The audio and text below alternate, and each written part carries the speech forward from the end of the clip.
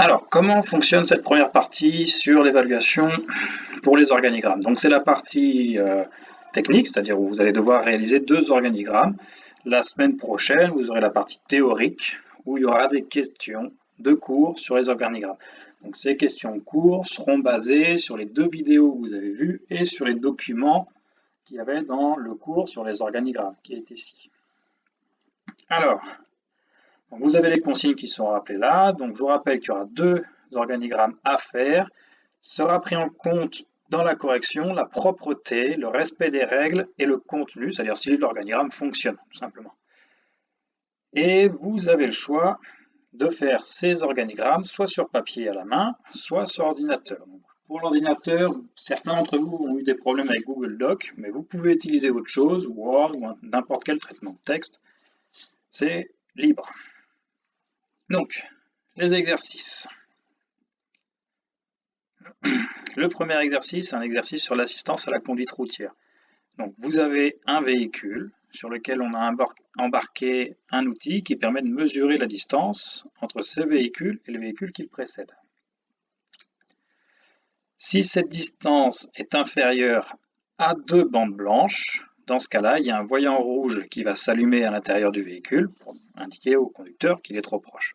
Si la distance est supérieure à cette distance, à ces 2 bandes blanches, alors le voyant il reste vert.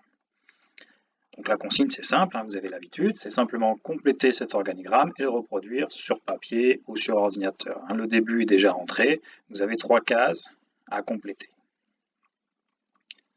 Le deuxième organigramme est un peu plus compliqué, pas dans le point technique, mais simplement parce que je ne vous donnerai pas le schéma de l'organigramme, ça va être à vous de le créer. Donc, on a un distributeur de boissons. Comment ça fonctionne? Le client arrive, il sélectionne une boisson, le prix s'affiche. Donc dans ce cas-là, c'est toujours 1 €, quelle que soit la boisson. Ensuite, le client insère une pièce de 1 € et le distributeur donne la boisson.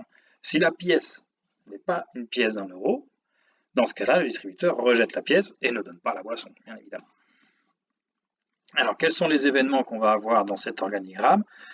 Donc, les événements, je vous rappelle, c'est ce qu'on va trouver dans les losanges. Ce sont les questions, c'est-à-dire les 2 questions qu'il y a par exemple ici, c'est est-ce que la pièce, c'est une pièce d'1 € et est-ce que quelqu'un a demandé, sélectionné une boisson.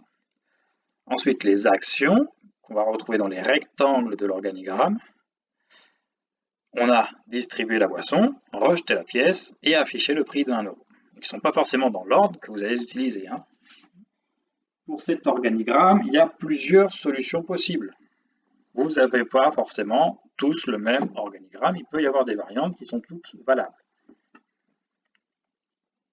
Voilà, je vous souhaite bon courage. Normalement, il ne devrait pas y avoir trop de problèmes sur l'exercice 1, aucun problème. Et sur l'exercice 2, en réfléchissant un petit peu, vous allez trouver la solution.